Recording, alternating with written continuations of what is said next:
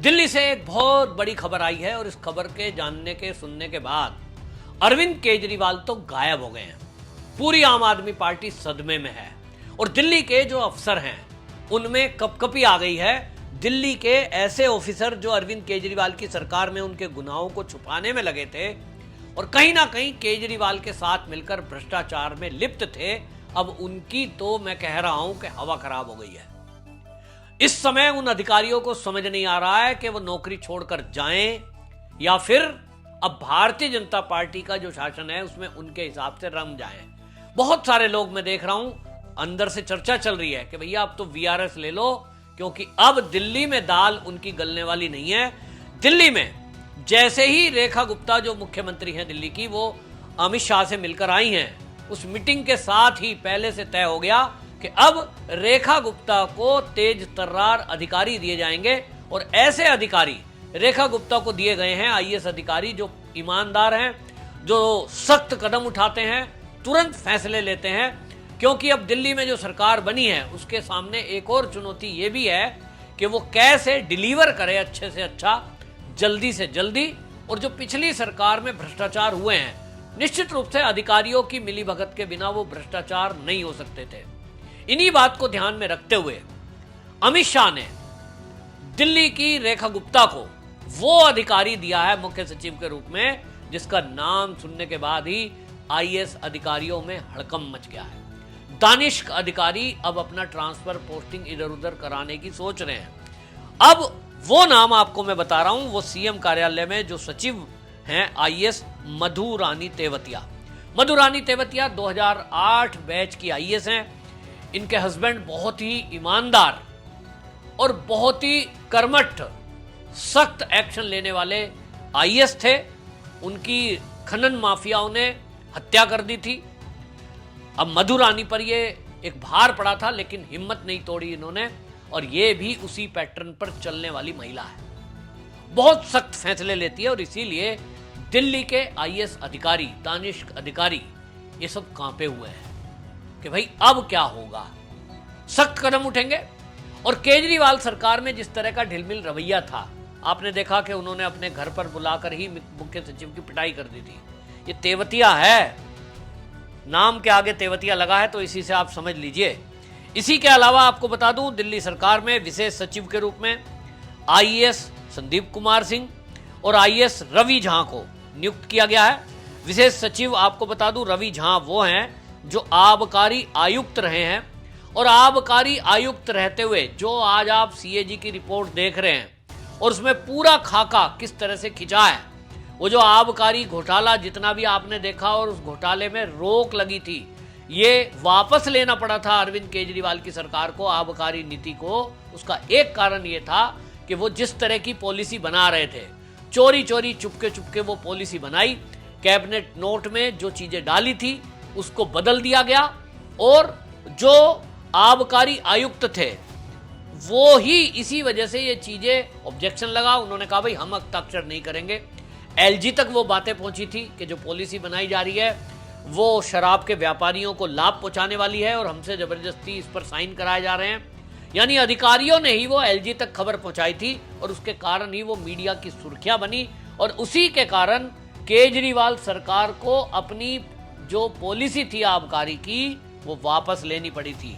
अब खुलासा हो रहा है कि उस आबकारी नीति के कारण किस तरह से दिल्ली की सरकार को 2000 करोड़ का राजस्व का घाटा हुआ, नुकसान हुआ। तो फायदा किसको हुआ?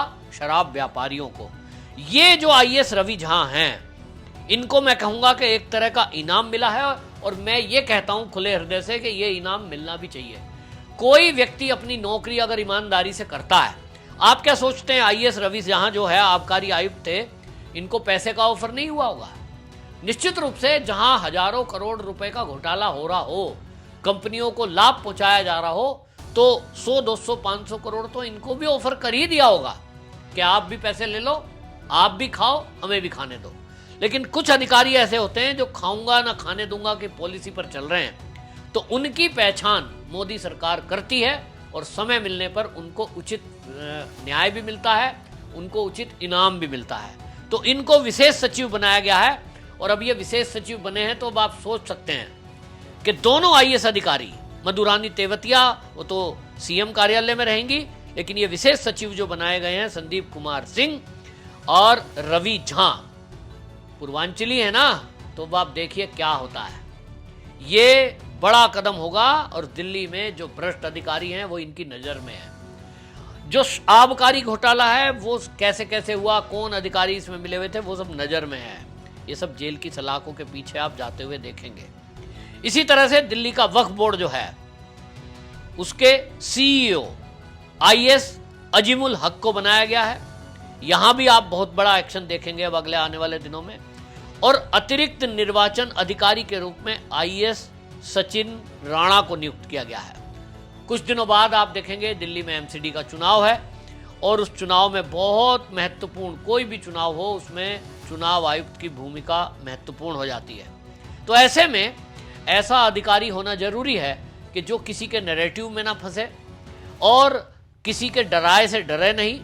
और जिस तरह से हम देखते हैं कि प्रेशर बनाया जाता है, बदनाम किया जाता है चुनाव आयोग को, ईवीएम पर सवाल उठाया जाता है, ये सब नैरेटिव को ध्वस्त करने वाला अधिकारी वही हो सकता है जो बेबाक तरीके से अपने निर्णय ले। इसी तरह से आपको एक और बड़ी बात बताऊं जिससे पूरी आम आदमी पार्टी में हड़कंप मच गया है, और वो है कि अभी मुख्य सचिव ने ऑर्डर कर दिए हैं कि दिल्ली के अंदर जो नॉन ऑफिशियल स्टाफ था, जो केजरीवाल सरकार में जिनको भर्ती किया गया था, उन सब की लिस्ट मांगी गई है। और निश्चित जानिए कि वो जो लिस्ट मिलेगी उसमें से अब अधिकांश को बाहर कर दिया जाएगा। नॉन ऑफिशियल स्टाफ क्या होता है आपको बता देता हूं कि वो आईएएस और आईपीएस की तरह ऑफिशियल नहीं होते, सरकारी कोई पोस्ट नहीं है, और उनको ना तो सरकार की तरफ से इस तरह से नियुक्त किया जाता है जैसे आईएएस और आईपीएस को किया जाता है। जब सरकार होती है, जैसे अब बीजेपी सरकार आई है, तो वो भी रखेगी अपने कहीं ना कहीं मंत्रालयों में, कुछ लोगों को रखा जाता है नॉन ऑफिशियल स्टाफ में।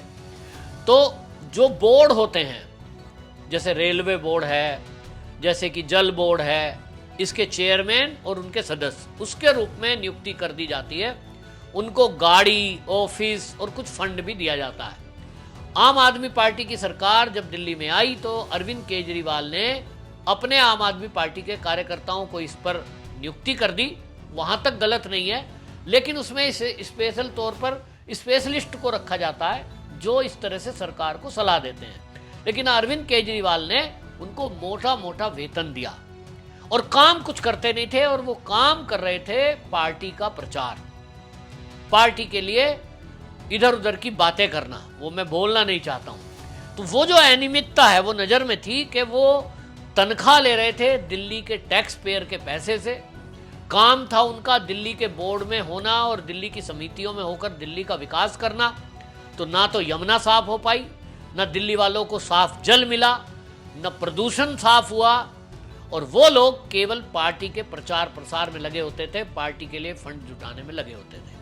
तो ये सब ऐसे स्टाफ को चिन्हित करके आउट कर दिया जाएगा, और ये अब इससे पूरी आम आदमी पार्टी में हड़कंप मचा है।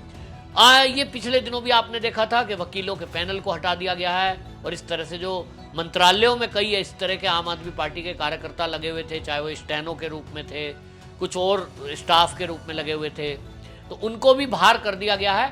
केजरीवाल के पास जब वो गए थे तो किसी ने वो वीडियो बना दी थी, एक सांसद के बंगले में केजरीवाल ने उनको संबोधित किया था, और केजरीवाल कह रहे थे कि अब हमको पंजाब चलना है।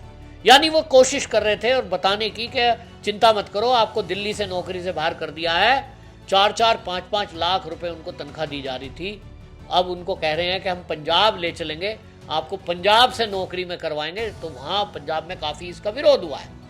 पंजाब के वकीलों ने इस बात को लेकर वहाँ इस्तीफा तक दे दिया कि भाई आप जो है यहाँ दिल्ली के स्टाफ को, दिल्ली के वकीलों को पंजाब में भर्ती कर रहे हो, जो ना पंजाबी समझते हैं ना पंजाब का कल्चर समझते हैं।